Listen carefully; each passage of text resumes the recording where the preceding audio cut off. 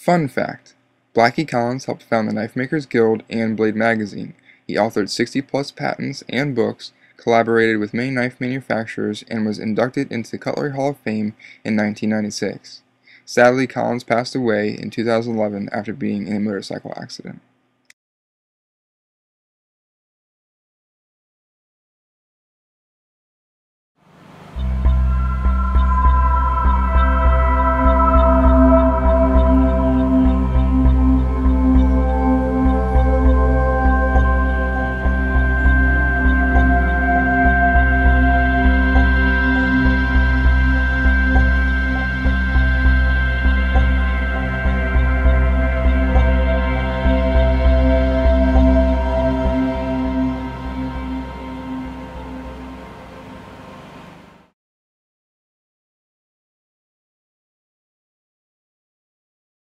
From the left, we have the Spyderco Sage 3, Spyderco Sage 4, Benchmade Rift, Kershaw Asset, and the Spyderco UK PK.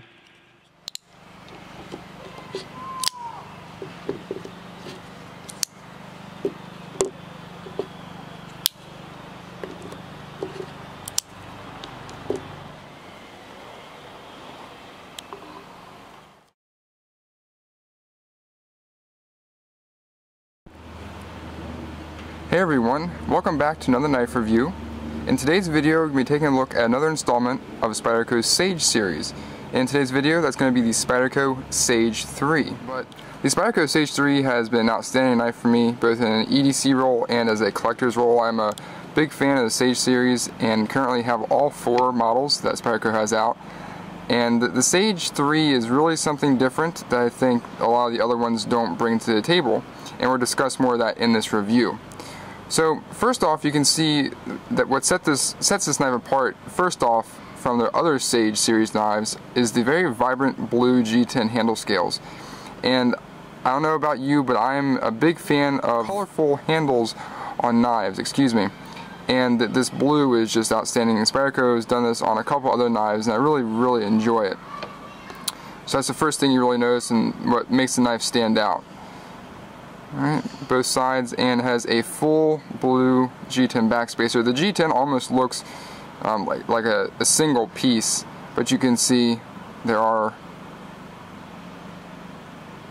3 separate pieces of it. And now when I first got it, it was much harder to tell, but as I've used it and some dirt's gotten there, you can see that the different lines of the pieces of G10 are starting to show up a little bit better. But the G10 has held up well. It's a very nicely textured G10, not too overly aggressive, but not slippy, and it really provides a good and substantial grip when you're using the knife. You can see the knife is able to be taken down. There are some screws here, both for the pivot and the rear portions of the knife, that you can use to take apart and clean it if necessary. You also have Spyderco's famous silhouette or wire pocket clip that is reversible for right-handed or left-handed use. It's always great to see Spyderco catering to the lefties out there. Okay, Spyderco opening hole allows the knife to easily open and access the blade. Nice S30V full flat ground blade Spyderco provides on all their Sage series knives. You can see the Spyderco logo, Spyderco CPM S30V, and Taichung, Taiwan stamped on the blade. One thing I do want to mention is that you can see there's a slight bit of rust that started to accumulate on the blade, and I wanted to leave that on there before I took it off for the review, just to show you that S30V can rust, and in a human climate like I live in, it is something that you always have to fight against. But I just wanted to show that as well. But overall, the steel has held up extremely well. As you're going to see from the cutting demo, it's extremely sharp even after a year of use, and I have not touched this up. This has again been part of my EDC, and it's been in a rotation, so it's not getting constant use, but it is being used on a regular basis. Okay, I love the leaf-shaped blade from Spyderco. I think it does an outstanding job of cutting along with that full flat grind, and it really caters well to EDC chores. The handle is very ergonomic, extremely comfortable in use, and this is one of the things about the Sage 3 that I think sets it apart, is the ergonomics.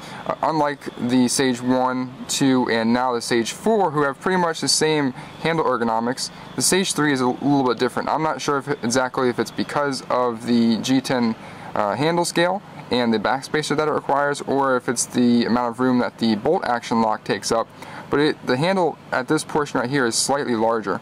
And I'm going to roll in now the Spyderco Sage 4 as a comparison. You can see right along the middle here that the handle is just a slight bit larger or thicker. Now the bolt action lock, which is the main purpose for this knife, was again designed by Blackie Collins and almost 30 years ago. Is a very interesting design, and some people may compare it to the Benchmade Access lock or even Spyderco's ball bearing lock, but while it's the same sort of principle, you have a portion of the lock engaging the blade and holding it open.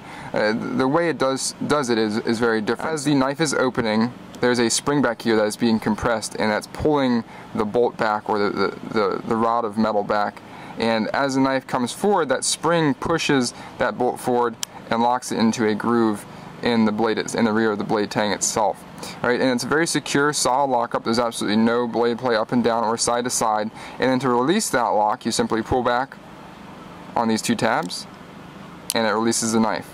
So again, you may have seen something similar to this design, but with this being so old, you can almost say this was the original, and all the other ones came shortly after. But the bolt action lock from Blackie Collins is a very efficient and strong locking mechanism. I do like it. The one downside, I think, to this entire mechanism is at least the way you close the knife with these tabs or buttons provided. They're a little bit, and they're not rough, but I guess they come to a cute point. Maybe I have very soft fingers, but if you're closing it frequently, it can sometimes cause a sore spot on your fingers. And also it's rather shallow, and as you can see, not very much of the actual tab sticks out from the knife and that you can get a good grip on. So sometimes it can be a little bit difficult to actuate it, but you can still flip it out with that and close it one-handed if you desire.